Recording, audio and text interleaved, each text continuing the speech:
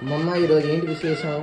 అన్న ఈరోజు సంక్రాంతి పండగ కదా, మన పెద్దలకి అందరికి బట్టలు పెట్టాలి. ఇదిగో తాతకి, ముత్తాతకి, నానమ్మకి, అమ్మమ్మకి, ముత్తమ్మకి, అమ్మకి అవి అరిసెలు, చక్రాలు, బూంది, పళ్ళు, ఇదిగో పిండొండలు, పులిహార, గారెలు, శనగలు, సేమియా ఇంతవరకు చేయగలిగాను, చేశాను.